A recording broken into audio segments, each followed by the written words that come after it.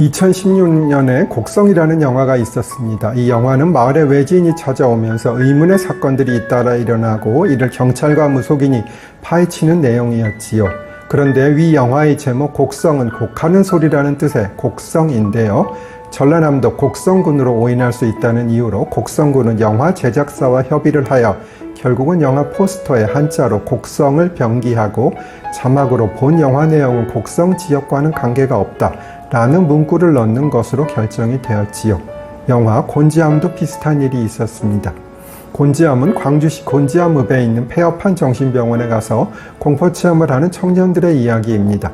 병원 소유자는 서울중앙지방법원에 상영금지 가처분을 제기했으나 이는 기각되었고 예정대로 개봉된 일이 있었지요. 다음번에는 최근에 상영금지 가처분이 받아들여진 사례를 설명드릴게요. 최근에 법원이 박원순 전 시장의 죽음을 다룬 다큐멘터리 영화 첫 변론의 상영을 금지해달라는 가처분 신청을 받아들였습니다. 저는 이 결정에 대해서 찬반을 설명드리는 것이 아니라 가처분이 인용되었다는 사실 자체만을 설명드리는 것인 점 말씀드립니다.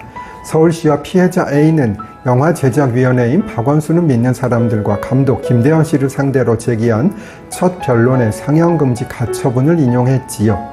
재판부는 영화의 주된 표현 내용을 진실이라고 보기 어렵고 피해자의 명예를 심각하게 훼손하는 내용이라며 박원순 전 시장의 가해 행위는 국가인권위원회의 조사 행정소송 절차에서 재차 인정됐다라고 판단했습니다.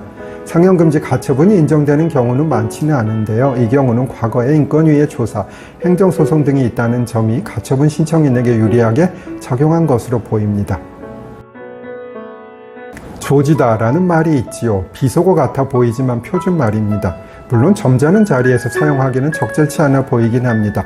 어쨌든 사전에서 뜻을 찾아보면 망치거나 그르치다라고 되어 있습니다. 정을병 작가가 육조지라는 소설을 썼는데요. 거기에는 다음과 같은 구절이 있지요. 형사는 때려 조지고, 검사는 불러 조지고, 판사는 밀어 조지고, 간수는 세어 조지고, 죄수는 먹어 조지고, 집구석은 팔아 조진다. 이는 사법 현실을 고발하는 내용이라고 보입니다. 그런데 그 힘든 조지기를 당하면서도 국민들이 법에 호소하는 것은 기댈 곳이 법밖에 없었던 것이 아닐까 생각해 봅니다. 국민들은 애써 법은 정의롭다, 공정하다고 생각하면서 신뢰해 왔던 것이지요. 다음 쇼츠로 오세요. 전의 쇼츠에서 이어집니다. 그러나 육조지 같은 것을 만나게 되면 좌절하게 되겠지요. 영어로 판사는 judge라고 하는데 우연의 일치인지 모르겠지만 조지와 발음이 유사하네요. 영어 judge의 어원은 정의와 말하다가 합쳐진 것이라 하고요. 심지어 대법관은 정의 그 자체인 justice라고 부르고 있습니다. 그런데 과연 대법관이 정의 그 자체로 불리울 수 있는지에 대해서는 현실적으로 약간의 의문은 있습니다. 육조지에 대해 하나씩 설명드릴게요.